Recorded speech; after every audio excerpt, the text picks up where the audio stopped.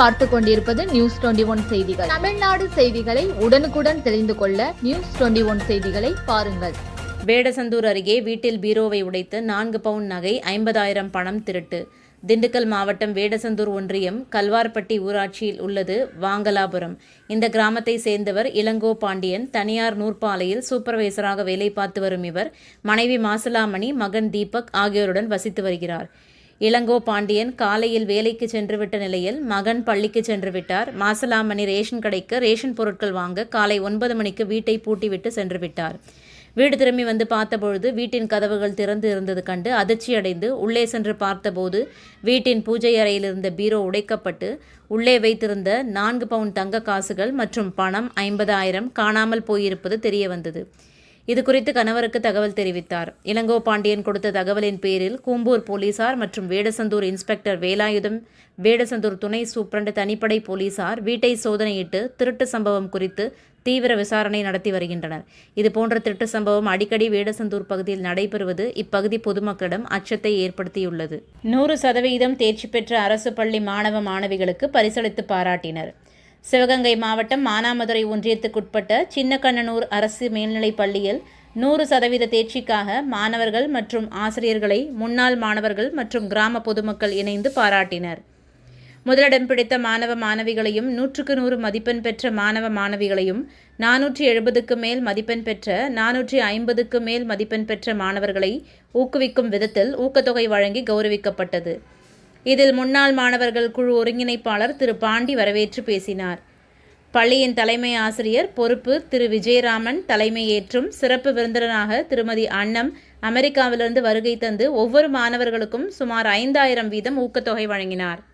நிகழ்ச்சியில் தேர்ச்சி பெற்ற முதல் மதிப்பெண் எடுத்த மாணவர்களுக்கு முன்னாள் ஊராட்சி மன்ற தலைவர் திரு அங்குசாமி, மானாமதுரை ஓவேச பள்ளியின் முன்னாள் துணைத் தலைமை ஆசிரியர் திரு முத்துராமலிங்கம், முன்னாள் ஊராட்சி மன்ற தலைவர் திரு ராமகிருஷ்ணன் மற்றும் திரு முத்துராமலிங்கம், திரு வேலுச்சாமி, திரு கள்ளிக்குடியான் ஆகியோர் கலந்து கொண்டு ஆசிரியர் பெருமக்களையும் மாணவர்களையும் கௌரவப்படுத்தினார். நிகழ்ச்சியின் நிறைவாக பள்ளியின் உடற்கல்வி ஆசிரியர் திரு கல்யாணசுந்தரம் நன்றியுரை நிகழ்த்தினார். நியூஸ் 21 செய்திகளுக்காக தினேஷ்குமார். குற்றவாளிகள் மீது நடவடிக்கை எடுக்க கோரி காவல் துணை கண்காணிப்பாளரிடம் மனு. திண்டுக்கல் மாவட்டம் நிலக்கோட்டை தாலுகாவிற்கு உட்பட்ட புதூர் மற்றும் கோடங்கி நாயக்கன்பட்டி ஆகிய கிராமங்களில் 2 கிராம இஸ்லாமிய மக்களிடையே மோதல் ஏற்பட்டுள்ளது. நிலக்கோட்டை காவல் நிலைய ஆய்வாளர் சத்யபிரபா தலைமையிலான காவல்துறையினர் மோதலில் ஈடுபட்ட இரு தரப்பினர் மீதும் வழக்கு பதிவு செய்துள்ளனர். இந்த நிலையில் புதூர் கிராமத்தை சேர்ந்த சுமார் 100க்கும் மேற்பட்ட இளைஞர்கள் மற்றும் பெரியவர்கள் நிலக்கோட்டை காவல் துணை கண்காணிப்பாளரிடம் முறையான விசாரணை நடத்தி குற்றவாளிகள் மீது சட்ட ரீதியான நடவடிக்கை எடுக்க வேண்டும் என்று மனு அளித்தனர். நியூஸ் 21 செய்திகளுக்காக ரமேஷ். 2 நாட்களுக்கு முன்பு 2 ஊருக்கு மத்தியில் பதற்றமான ஒரு சூழல் உருவாகின. அதன் அடிப்படையில் அதிகாரிகள் மத்தியில் நாங்கள் கோரிக்கை விடுத்தோம். அந்த கோரிக்கையின் எதிரொலியாக 2 தரப்பு மீது வழக்கு புனையப்பட்டுள்ளது. அந்த வழக்கின் ஒரு அம்சமாக பாதிக்கப்பட்ட புதூர் மக்கள் இது எப்படி ஏற்புடையது என்பதன அடிப்படையில் வைத்து மாவட்ட துணை கண்காணிப்பாளர் அவர்களை சந்தித்து பாதிக்கப்பட்ட எங்கள் மீது புனையப்பட்ட வழக்கில் இருந்து எங்களுக்கு நீதி கிடைக்க வேண்டும், பாதிக்கப்பட்ட எங்களுக்கு உரிய நீதி வழங்கிட வேண்டும் என்ற கோரிக்கையை முன்வைத்து மனு அளிக்க இன்றைய தினம் நிலக்கோட்டை மாவட்ட துணை கண்காணிப்பாளர் அவர்களை சந்தித்து மனு கொடுக்கப்பட்டுள்ளது. நிலக்கோட்டை வட்டம் புதூர் நாங்கள் எல்லாம் ஜமாத்தார்கள், புதூர் ஜமாத்தார்கள். இப்போ எதற்காண்டி நம்ம இங்கே வந்திருக்கிறோம்னா, நம்ம காவல் கண்காணிப்பாளர் அவர் துணை காவல் கண்காணிப்பாளர் அலுவலகத்துக்கு சந்திக்க வந்திருக்கிறோம்னா, கடந்த 13ஆம் தேதி மாசித் என்ப நபரை ஒரு கோடாங்கி நாயக்கன்பட்டியை சேர்ந்த ஒரு 6 நபர்கள் கொலைவெறி தாக்குதல் நடத்தியிருந்தாங்க. அது 4 நாளாக அந்த பையன் மேல் சிகிச்சைக்காக திண்டுக்கல் மாவட்டத்தில் அனுமதி பெற்றிருந்தாங்க. இப்போ என்ன விஷயம் இது நோக்கி வந்திருக்கிறோம்னா, நியாயம் கேட்டு வந்திருக்கிறோம். அதாவது எப்படின்னா, எங்கள் மேலேயும் அவங்க எஃப்ஐஆர் போட்டிருக்கிறாங்க. அதுக்கு பாதிக்கப்பட்ட நபர் எங்கள் மேலே ஒரு எஃப்ஐஆர் போட்டிருக்கிறாங்க. ஆனால் நாங்கள் மனு என்ன கொடுத்துருக்கிறோம்னா, நீங்கள் உரிய தீவிர விசாரணை பண்ணி மனசாட்சியோடு நடந்து யார் குற்றவாளிங்கிறத துரிதமாக நீங்கள் கண்டுபிடிச்சு அவங்கள நீங்கள் அரெஸ்ட் பண்ணணும் அப்படிங்கிற ஒரு கோரிக்கையை முன்னிறுத்தி ஒரு மனுவாக கொடுக்க நாங்கள் இங்கே நிலக்கோட்டை காவல் கண்காணிப்பாளர் அலுவலகத்துக்கு வந்திருக்கிறோம். மனுவும் கொடுத்துட்டோம். அவங்க சொல்லியிருக்கிறாங்க. நாங்கள் கண்டிப்பாக வந்து உரிய நடவடிக்கை எடுப்போம். கண்டிப்பாக இதில் மாற்றுக்கிறது எதுவுமே இல்லை. பாதிக்கப்பட்ட நபர்களுக்கும் வந்து நாங்கள் துணையாக நிற்போம் அப்படின்னு சொல்லியிருக்கிறாங்க. அதை நம்பி நாங்களும் மறுபடியும் இப்போ நாங்கள் சொல்கிறோம். செம்பட்டி அருகே தனியார் ஏடிஎம்மில் வைப்பதற்காக கொண்டு சென்ற ரூபாய் 29 லட்சத்தை கத்தியை காட்டி மிரட்டி பறித்து சென்ற சம்பவத்தில் சிறுவன் உட்பட 4 பேர் கைது. தேனி மாவட்டம் தேவதானப்பட்டியை சேர்ந்தவர் நாகார்ஜுன். இவர் தனியார் ஏடிஎம்மில் பணம் வைக்கும் ஏஜென்சி நடத்தி வருகிறார்.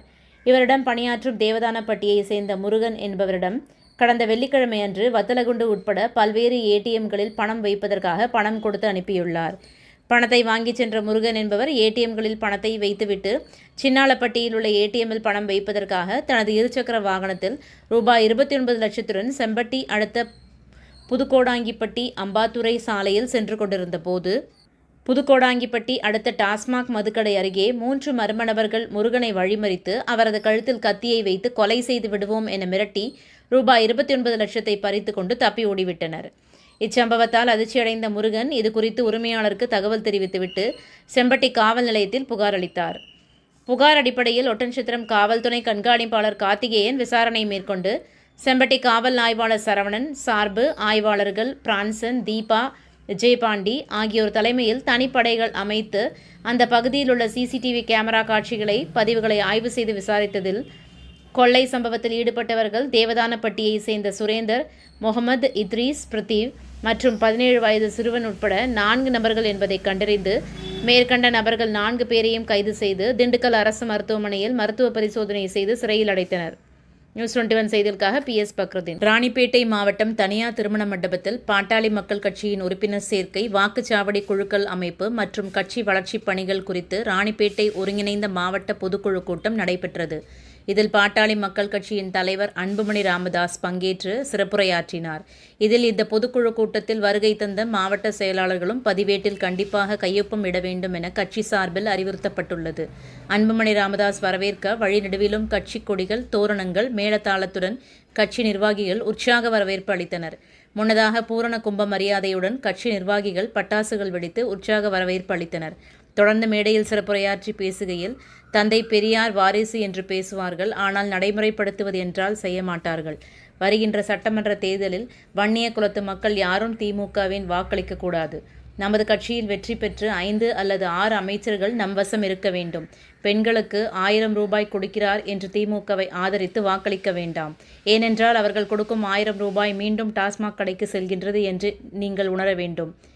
1997ஆம் ஆண்டு முதன்முறையாக மருத்துவர் ஐயா பாலாறு பாதுகாப்பு இயக்கத்தை பற்றி விழிப்புணர்வு ஏற்படுத்தினார்.